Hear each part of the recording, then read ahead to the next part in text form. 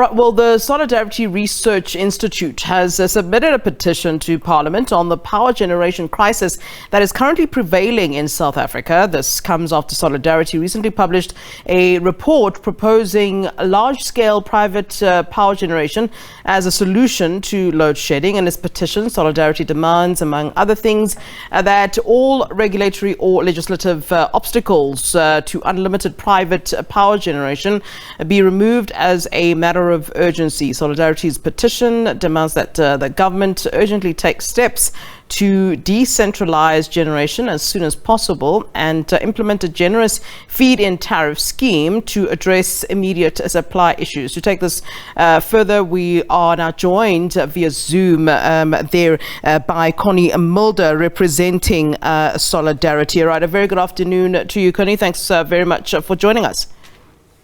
Thank you, Flo. Nice to be here. All right, let's talk about, the petition that you've put forward and indeed what Solidarity is proposing. I find particularly interesting what you've said here, that Solidarity demanding that government urgently take steps to decentralise generation as soon as possible and implement a generous feed-in tariff scheme to address the immediate supply issues. Talk to us about what you mean by that and practically what that would entail.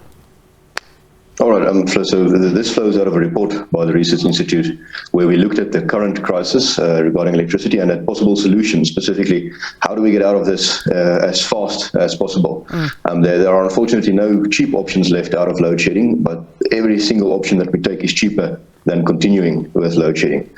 So the first one, decentralized power generation, says quite simply the future of South Africa's energy mix and lies on the roofs of hundreds of thousands of South Africans. It does not lie in the corridors of one or two large commercial projects like a Medupi or a Kusile. We need to radically decentralize power generation, get communities, get individuals, get every single mall, every single school to start putting electrons back into the grid. That's the only way that we can add capacity quickly enough to address this issue without the damage being even exacerbated even more.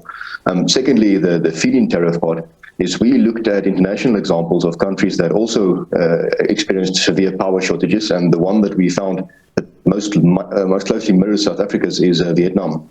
Vietnam also started experiencing rolling blackouts in 2007. Just for context, Vietnam is one of the last true communist states left in the world. They've only got one legal party, the Communist Party, and they also had a state-owned monopoly generating power. So it's a good parable. By 2011, Vietnam allowed the wholesale trade of electricity just because ideology does not keep the lights on, and that didn't work sufficiently. So in 2017, they implemented a feed-in tariff scheme, and the criteria was simple. If you could, within a year, provide power to the grid, they would buy your power at a specified tariff that is quite generous and that would guarantee a return on investment for investors. Yeah. And the results were astounding. Yeah. Within 1 year, they added 4,500 megawatts of solar power to their grid and basically solved almost all of their shortage issues. They adjusted this feed-in tariff in 2019 to be specifically target rooftop solar. And then in 2019 to 2020, they added 9,000 megawatts of capacity additionally, of which 6,000 megawatts was added in 1 month in December 2020. So it's possible, it can be done. Yeah. Let me get it right. Is it safe to say, Connie, that you're basically calling for privatization, or whether in full or in part? What exactly are you petitioning? Yes, no, we're calling for the privatization of power generation as quickly as possible. We've also made a call to every single small-scale supplier to apply for a permit with NERSA. Even if you've got only panels on your roof, or if you want to apply for a permit so that you can start selling power back to the grid, that's the only way that we're going to add capacity in the record amount of time that we need. We're now sitting with a 4,000 to 6,000 megawatt generation shortfall. That's why we're in load shedding constantly, and the cost to the economy cannot be borne anymore. So if we want to get people off street corners begging and into jobs, we need to get power into the grid as quickly as possible. And the best way to do that internationally is by getting people anyone who wants to add power to the grid. We're additionally calling for just some common sense regulations to be enacted, which is, why do we still have limits on the bid windows with IPPs? We've got a power shortage. Why are we limiting how much we can build at a time? And then the whole emergency procurement scheme, which led to the car power ship deals, which is fraught with irregularities, that has not succeeded in procuring emergency power at all. We can scrap that almost as a whole. It doesn't make any sense to continue. Rather, decentralize power generation, get as many people as possible to generate power so that we can get this economy going. Otherwise, the world is going to pass us by, quite simply. Yeah, when we're talking about privatization, it obviously means that whichever company takes over, they can basically dictate what those prices would be. And the concern has been, from those of our society, and I'm pretty sure you'd be aware that there are very many vulnerable in our society who might, due to that, on decisions based on private companies, on costs, and not be able then to afford electricity. Have you thought about this, and what is your plan around that, if you have thought about it?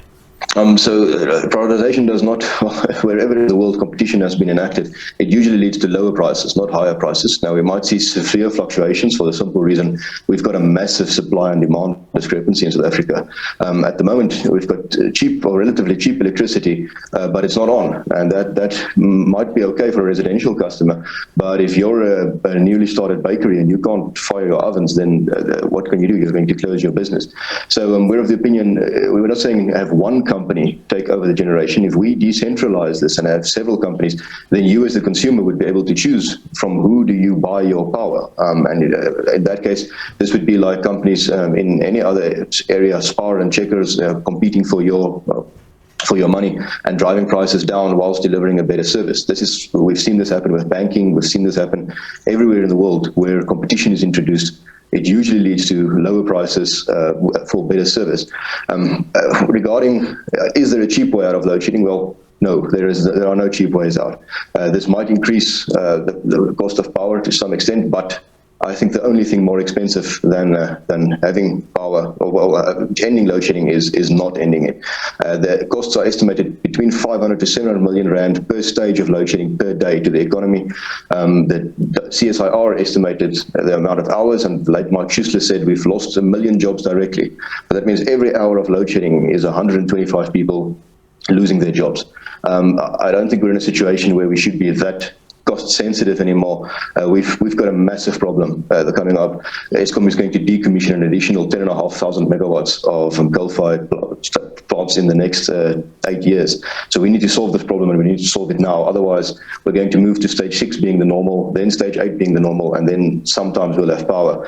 And the cost to that, I think, so you can imagine, that's almost incalculable what that would cost the economy and how that would affect especially the vulnerable who are now going to sit without power, without heat, and potentially without food as well. All right. Thanks very much to you, Connie Mulder, representing Solidarity, who have submitted a petition to Parliament on the power generation crisis that is currently prevailing.